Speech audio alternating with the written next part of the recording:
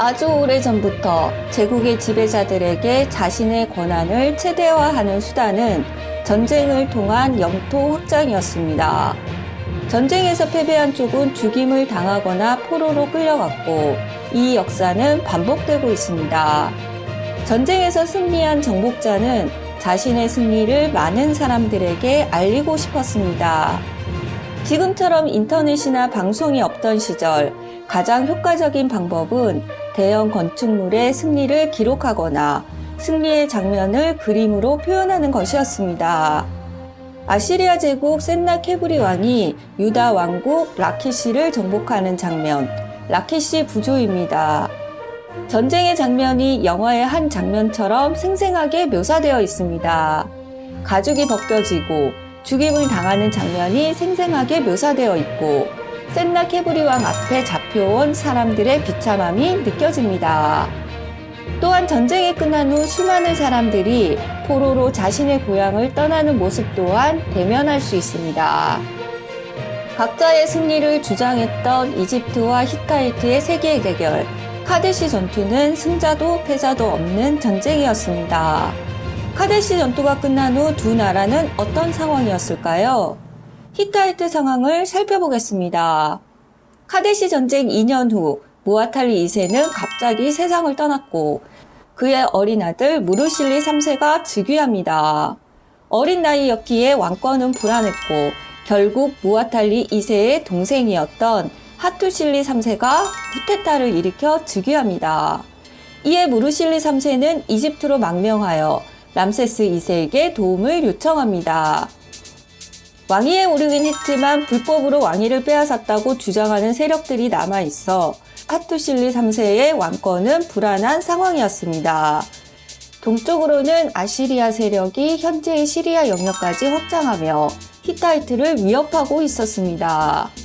이런 상황에서 람세스 2세가 하투실리 3세를 왕으로 인정할 수 없다는 명분을 내세워 전쟁이라도 일으킨다면 히타이트는 대혼란이 일어나고 하투실리 3세는 왕에서 쫓겨날 수도 있는 상황이었습니다. 하투실리 3세는 드디어 결단을 내립니다. 히타이트의 사신이 람세스 2세를 찾아와 히타이트 이집트 평화협정문 초안을 보여줍니다. 전쟁이 끝난 후 15년 또는 16년의 세월이 흐른 시점이었습니다. 히타이트의 감정이 좋지 않았지만 이집트 또한 아시리아 세력의 위협으로 히타이트와 전쟁을 치르기에는 불안한 상황이었습니다. 람세스 2세의 입장에서는 히타이트가 미리 제안한 평화협정을 너그럽게 받아들이는 모양새를 취하며 아시리아를 막아내는 것이 가장 합리적일 것이라고 판단했습니다. 역사상 최초의 평화협정으로 알려진 이집트와 히타이트의 평화협정이 체결되었습니다.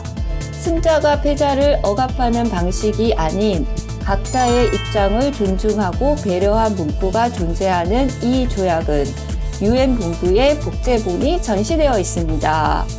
평화협정의 주요 내용은 5가지로 분류할 수 있습니다. 첫 번째, 상호 불가침. 두 나라는 서로 침략하지 않는다. 두 번째, 상호 인정. 기존의 국경선을 서로 인정한다. 세 번째, 방위동맹.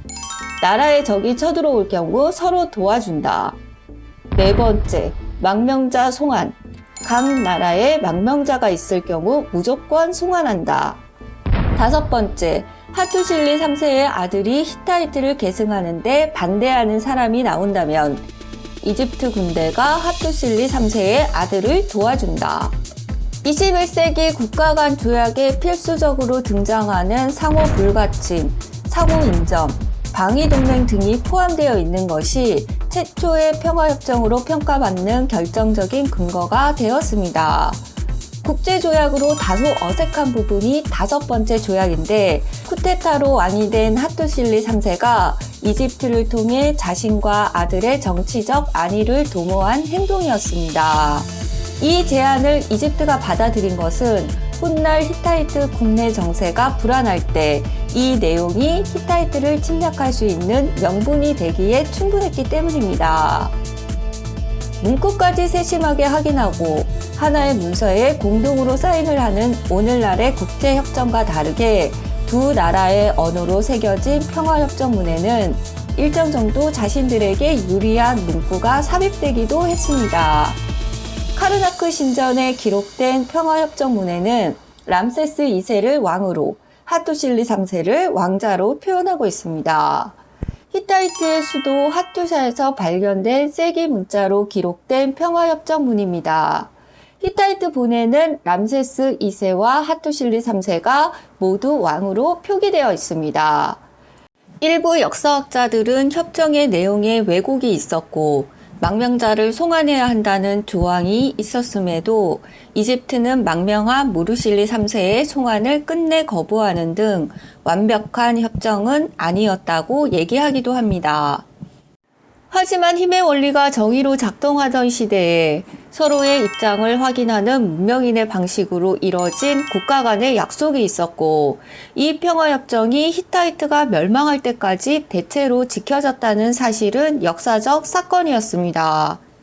역사에서 최고 또는 최초라는 단어는 새로운 기록이 발견되면서 깨지기도 하고 논란이 있기도 합니다. 메소포타미아 지역에서 움마와 라가시의 영토 분쟁과 관련된 다양한 기록들이 발견되었습니다. 여러 기록들을 종합해보면 기원전 2500년경부터 메소포타미아 지역에 움마와 라가시라는 두 개의 도시국가가 있었습니다. 이 두 도시국가들은 150여 년간 영토에 대한 전쟁과 약속을 반복했습니다. 약속을 했다가 그 약속을 깨고 전쟁을 했고 다시 그 전쟁의 결과로 조약을 맺는 과정들이 반복되었습니다. 움마와 라가시 사이의 전쟁 후 조약의 기록들을 최초의 평화협정으로 봐야 한다는 역사학자들도 있습니다. 영국박물관의 콘 형태의 유물입니다. 길이 26cm 정도의 이 유물은 경계 지역에 모처럼 꽂아두었을 거라 추측하고 있습니다. 상단에 새겨진 세기 문자는 라가시와 움마의 영토 영역에 대해 언급하고 있습니다. 영국박물관의 큐레이터의 의견은 현재까지 발견된 최초의 국가 간 공식 문서라는 것입니다. 오랫동안 꽃병으로 알고 있다가 뒤늦게 유물을 거꾸로 전시하고 있다는 사실을 알게 된 재미있는 사연이 있는 유물입니다. 이 유물 또한 움마와 라가시의 영토 조약에 대한 내용을 기록하고 있습니다. 움마와 라가시의 영토 조약은 전쟁 후 움마가 라가시를 더 이상 침략하지 않고 대신 일정한 임대료를 지불하고 구에딘이라는 지역을 점유한다는 내용이 있습니다. 또한 움마와 라가시 사이 소유자가 없는 땅을 설치해 군사적 충돌을 사전에 방지하려고 하기도 했습니다. 시간이 흐른 후 다른 지역에서 더 오래된 기록이 나올 수 있습니다. 역사를 이해할 때 최초의 의미는 중요하지 않을 수 있습니다.